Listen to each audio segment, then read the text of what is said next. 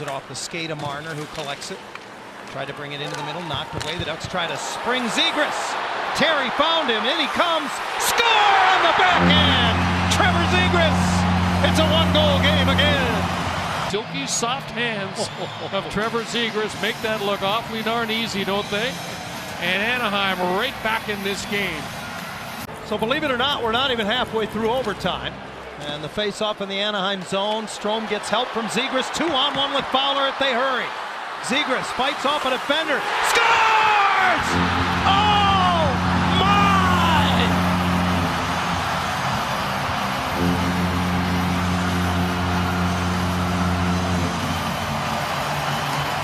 The races, and again, that skating style.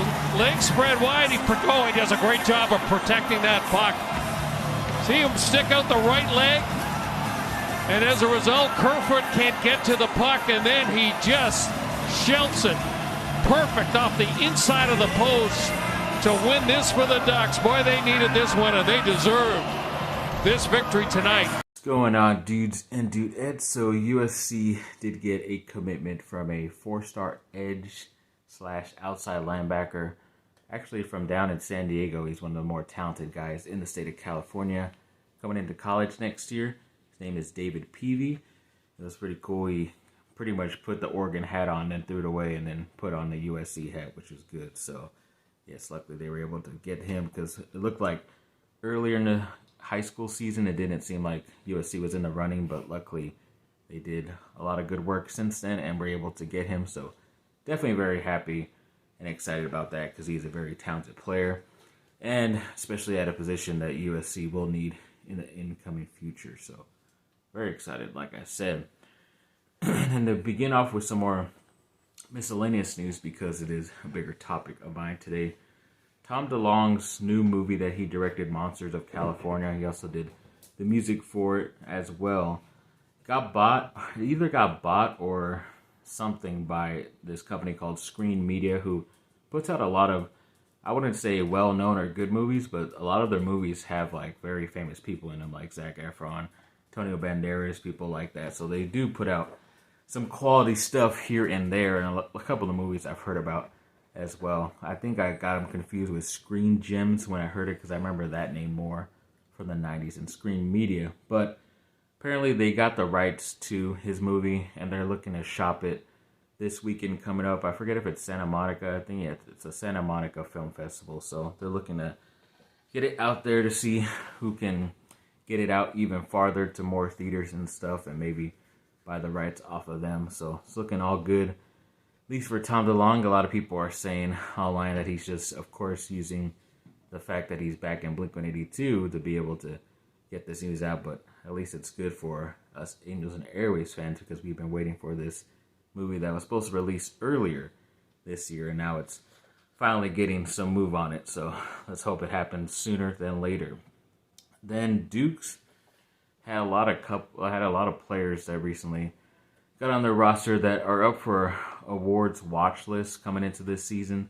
So the guard Tyrese Proctor, he's going up for the Jerry West shooting guard, so the top shooting guard in the nation. So he made it the awards list for that. Like I said, when I saw that scrimmage game at Midnight Madness, he looked like one of the better, more intriguing players out there, and I guess it got a lot of notoriety as well. So good luck to him. And then Kyle Filipowski, another freshman for Duke. He is going for the Karl Malone Award watch list, which means it's the top power forward out there in college. So at the 4 position. So looking for, see what he can do. He's more of the guy I don't know that much about. Dariq Whitehead is for the Julius Erving top small forward award out there watch list. He is a guy who is the most talented of these guys that I thought would get drafted the highest, but he is dealing with the injury, so he might miss the first couple games of this season, coming up actually pretty soon, but he already made an awards watch list, so they either might know that he's coming back sooner, be able to play a lot of games to be able to be up for this award, or they just know how talented he is either way. And then I didn't see anything for Derek Lively. I know I mentioned videos prior that Jeremy Roach was like the Bob Cousy, the top point guard. So I forget if I talked about Derek Lively, and I didn't look it up either before this. But maybe he was for the top center as well out there. So we'll see. Then USC football, yes, they were ranked. They are now ranked as of Sunday in the top 9 of the AP poll. So they only moved up 1 spot from last week, but it's still a couple spots more than what it was 2 weeks ago after that loss to Utah. And overall, it wasn't that bad of a reason to move up because they were able to get the victory on the road in Arizona, 45-37. It looks closer as a 1-game scenario, but they were up by at least a couple scores before Arizona scored that last score, and pretty much USC knew they only needed 1 first down, and of course Caleb Williams did all he can do to get those last 2 first downs to officially end the game, because like I said, there was just a different look in him in that press conference after the Utah loss, and I knew he was going to do everything he could to be able to win the game for USC, and of course he did everything himself. It just was the defense that didn't step up, of course, but he threw for over 411 yards, had 5 touchdowns himself, and especially doing it with a couple guys. He was missing his 2 top wide receivers for some reason. Mario Williams was out, so Brendan Rice stepped up with the touchdown. Taj Washington had over 100 yards, stepped up with another touchdown or 2. Kyle Ford had a touchdown and over 100 yards as well. So these guys were down on the depth chart, but still stepped up in this big, important game, which was nice to see. The running game was still working good. Travis Dye looked good as well. Even Caleb Williams had a couple nice runs.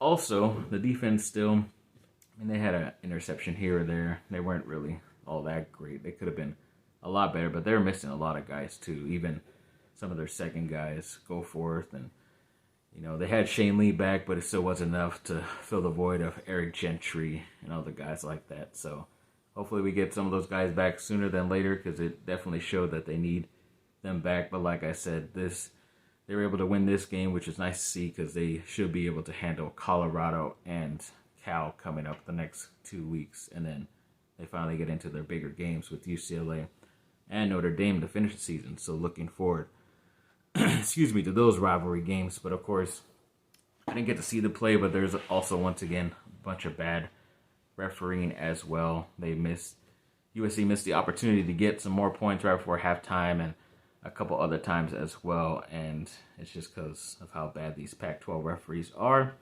and how pretty much the commissioner hates USC for leaving anyways. Pretty much putting lies out there saying he's talked to USC and UCLA fans saying that they're upset that we're leaving for another conference, which nobody has said. We're the exact opposite. We're happy we're leaving. So I don't get where he's getting his information from.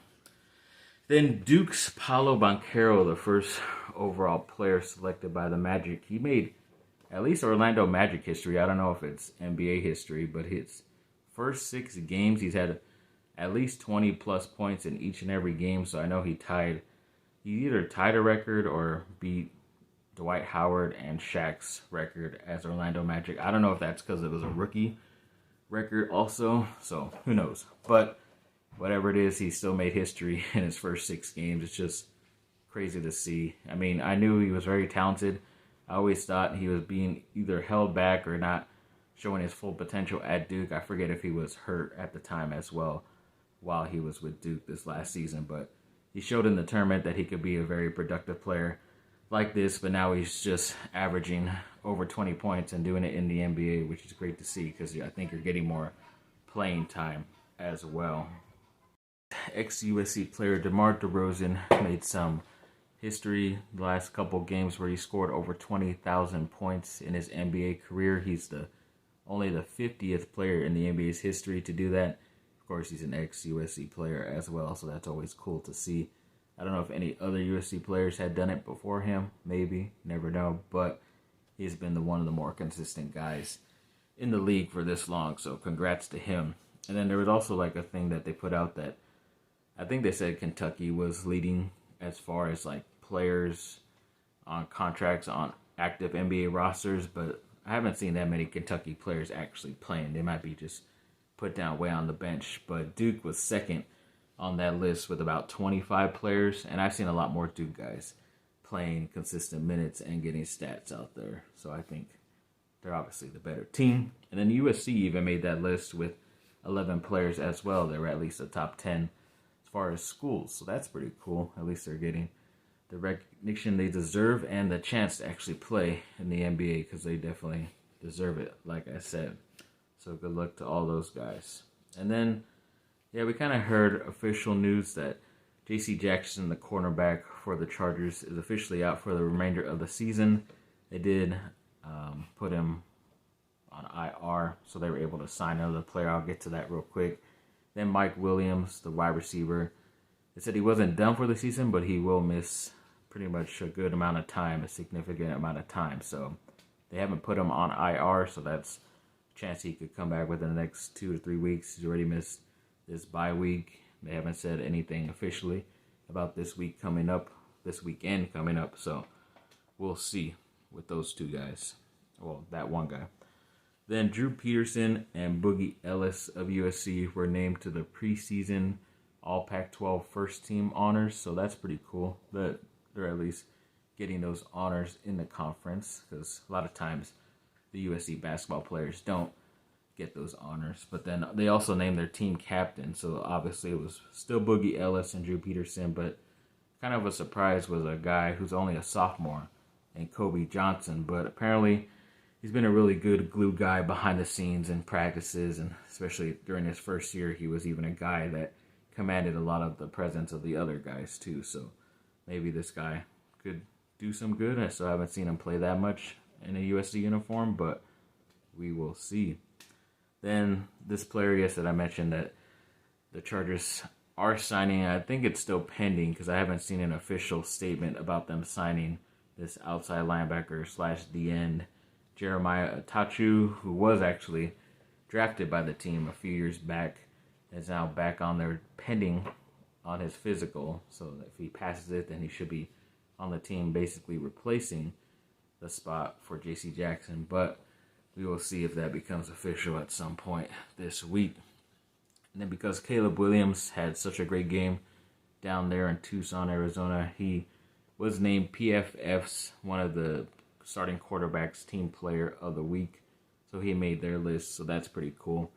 He definitely deserved it because, throwing for that much, still having 5 touchdowns, not getting rid of the ball, whether it's fumbles or interceptions as well. Still a good overall week for him. Then the Anaheim Ducks did lose one of their star talented young guys in Jamie Drysdale. I forget he was selected. I think it's within the past 2 years in the draft. But they have lost him for about 4 to 6 months to a torn labrum. So I think that's upper body, something like that. So around 4 to 6 months, he could maybe come back at the end if they are making a playoff push, but it's most likely going to be out for the whole year, which does suck. And then there was a cool post that the Ducks did where they, of course, chose the correct type of jersey, which is the one with the old duck face, which they started with, but then they had it like a Dia de los Muertos type of Halloween thing. But it's weird. They only wore them last night as warm-ups, but they didn't wear them during the game. So I don't know why they didn't do that. So I don't know. Maybe it's just to make more money to sell stuff. I didn't mean to curse. And yes, Matt Skiba, who recently left Blink-182, apparently, according to a report, he supposedly wrote right before he left almost a full album of stuff for the band. So I wonder if all that stuff is still going to be used or if he's going to be able to take it to do whatever he wants with it. I don't know, I guess because he worked on it as he was in Blink-182. It belongs to them. So I don't know. We'll see what he came up with, but it should be interesting. To finish this video off, as of Saturday night, I believe it was, the Kings ended up getting their first victory of the year. So that meant that the Lakers were the only winless team in the NBA at that moment.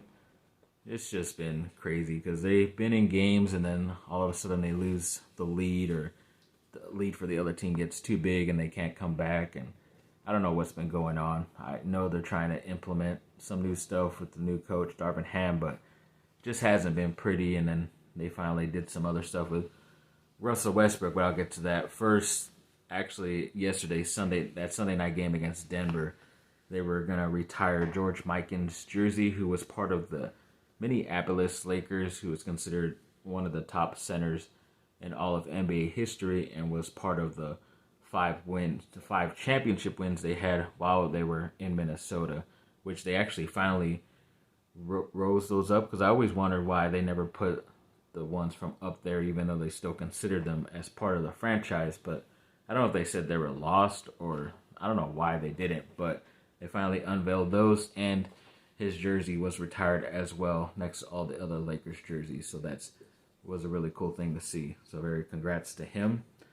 And also, when it came to Russell Westbrook, they said a couple days before, actually the game before, when he did come back, he's going to be coming off the bench now. So I knew this was a thing that they should have done before, because I know he likes to play faster than some of the guys that are starting, like LeBron and AD. So him running with younger guys off the bench might have helped him out a little bit more. It's just weird because of how big his contract is, and he's the one making the most money on the team this year, and he's going to be coming off your bench. Like, I mean, yeah, if he sticks with it, he could win the 6th Man of the Year, which he hasn't done before, but is he going to really want to? Is he going to get pissed off at some point?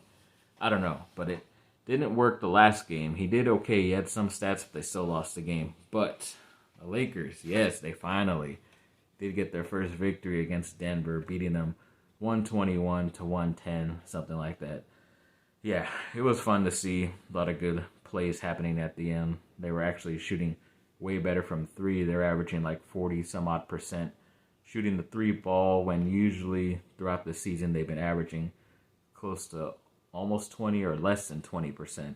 So it's a way big difference, and it obviously made the difference in the game, and some of the good defense that they have been playing this year stepped up as well in the 4th quarter last night.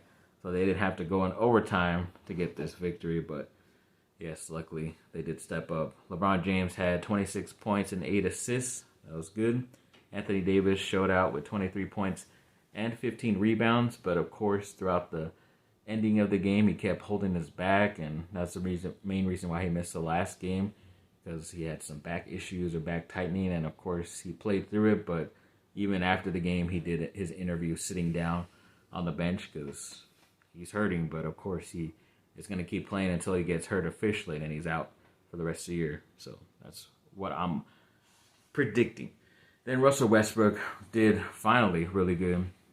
Once again, he came off the bench, but he had 18 points, 8 rebounds, and 8 assists. So a near triple-double coming off the bench, and he just looked a lot more efficient, not shooting too many dumb threes as he usually was, and he was playing a lot less with Anthony Davis and LeBron, or only playing with one of them. So I think that helped him out a lot more with the spacing on the court as well. And then Lonnie Walker, the guy that everybody hated that they signed, but he's been pretty consistent for them, and he had 18 points again as well last night. So once again, nice victory for them. Wearing my Magic Johnson shirt today. Finally could wear something Lakers and not feel ashamed about it. But yeah, overall, pretty nice victory. I don't think they play again till Wednesday, and that's against the Pelicans, who has Zion Williamson. So of course I'm going to be watching that game, an ex-Duke guy. So excuse me, hopefully he doesn't beat us up too much that game, because I know he did get the victory